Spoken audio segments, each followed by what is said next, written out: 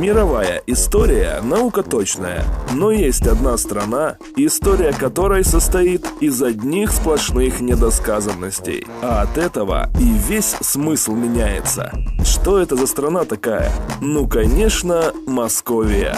Ах да, простите, с 18 века Россия. Знаете ли вы, что россиянам многое не договаривают? Взять, например, фразу, которая звучит как «Путин поднял Россию с колен». А ведь полная версия изречения такова: Путин поднял Россию с колен и поставил раком. Видите, от этих недомолвок одни сплошные конфузы. Особенно в отношении Украины. Некоторые граждане Российской Федерации, те, у которых мозг подключен прямо к телевизору, говоря об Украине, предпочитают использовать в речи альтернативные топонимы, такие как, например, «окраина» или «Малороссия». Если бы эти люди знали истинный смысл данных названий, то очень бы удивились. А пока россияне употребляют название «Малороссия» с покровительственной усмешкой, делая ударение на приставку «мало». Да уж, россиянам явно многое не договаривают. А теперь серьезно, может, расставим уже все точки над «ё»? Историческая справка.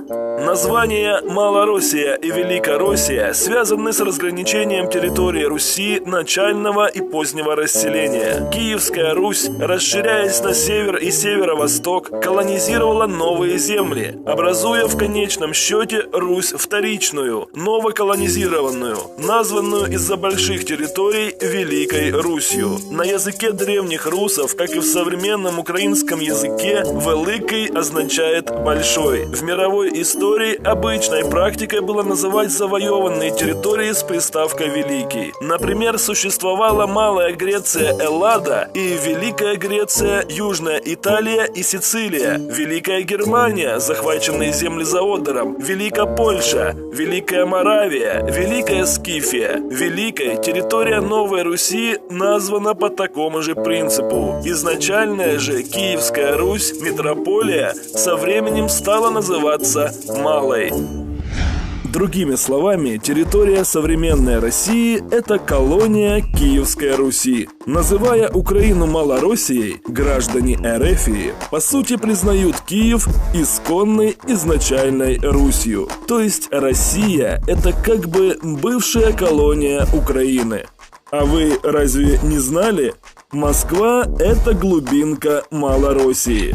Не зря, наверное, Владимир Владимирович так бесится, ненавидя все украинское. Как, впрочем, и многие топ-менеджеры России до него. В допетровскую эпоху все украинские города были украиноязычными. А вот с Петра началось систематическое уничтожение украинского языка и государственности, длящееся более 200 лет в истории российского царизма. Не могли они и до сих пор не могут смириться с существованием свободолюбивой, истинной и исконной Руси Украины. В историю вошел тайный циркуляр министра внутренних дел Петра Валуева, запретивший издание украинских книг. Позже этот циркуляр был узаконен Александром II в Эмском указе, ограничивающем использование и преподавание украинского языка. Высокие российские государственные мужи XIX века договорились даже до того, что украинского, малороссийского языка не существует в природе. А между тем Владимир Даль в 1861 году назвал главный труд своей жизни толковым словарем великорусского наречия русского языка,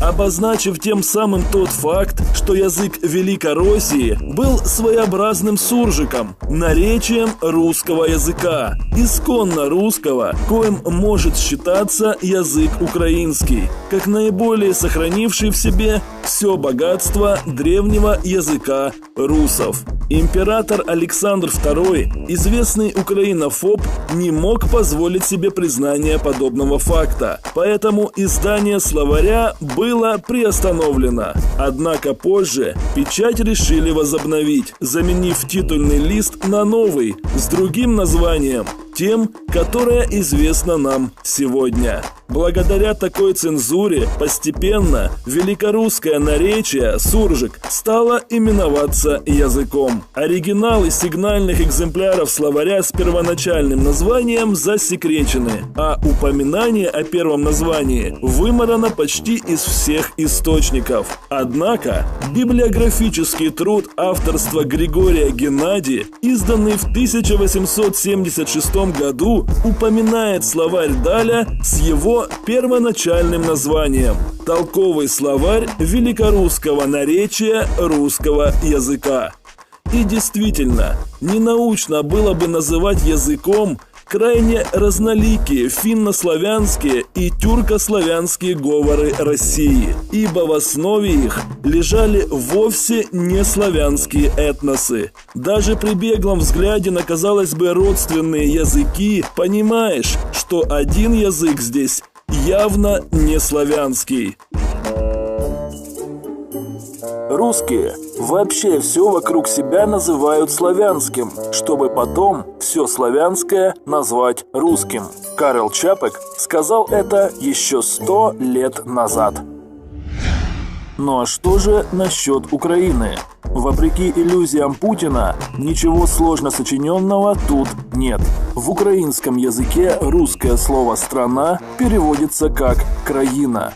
Краиной или Украиной у древних русов именовалась отдельная земля племени. Это сакральное название, обозначавшее родную землю, навечно укоренилось в сознании народа. А слово «окраина», как мы уже выяснили, больше подходит Москве. Она у нас глубинка Малороссии. Украина же ни семантически, ни фактически никакой окраиной Российской империи никогда не была и все время претендовала на полную государственную независимость. Из-за этого употребление слова «Украина» в царской России было запрещено. А когда чиновникам стало ясно, что это слово нельзя ни уничтожить, не стереть из памяти украинцев, было решено его просто дискредитировать. И как раз тогда не самые просвещенные досужие мещане стали применять омоним «окраина» к названию «Украина». Конфуз, однако. Откуда же русским мещанам было знать о ипатьевских летописях, где в 1187 году впервые появилось упоминание об Украине? Сами-то мещане не в курсе даже того, что из московитов они стали русскими лишь в 1721 году, подняв над головой триколор провинциального московского царя. А между тем все желающие могут полюбоваться на украинские государственные символы, изображенные на картине Репина «Запорожцы пишут письмо турецкому султану», написанной 130 лет назад. Это два свернутых украинских знамени – желто-голубое и черно-красное. Илья Репин изобразил бандеровские символы в эпизоде событий 1676 года. Отличный сюжет для Life News и Первого канала, ведь если присмотреться, можно заметить на картине и визитку Яроша. А почему нет? Ведь российские мещане все схавают.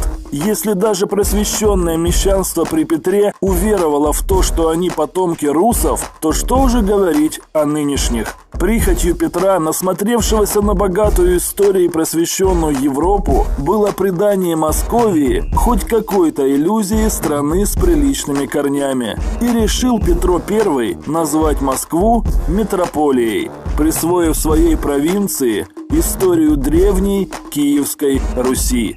И московиты поверили. Но не об этом речь. Агрессивная политика царизма так и не смогла денационализировать украинцев и растворить их в общерусском море. Украина была, есть и будет.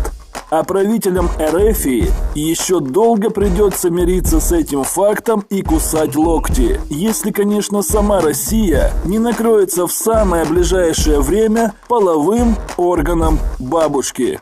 Наверное, ждать осталось недолго, ведь в Новороссии уже наступил ожидаемый и такой феерический пиздец. Москва – это глубинка Малороссии. Покажите это Путину. Пусть повторит историю, пока ему не открутили половой орган дедушки. Если бы у бабушки, знаете, были внешние половые органы дедушки,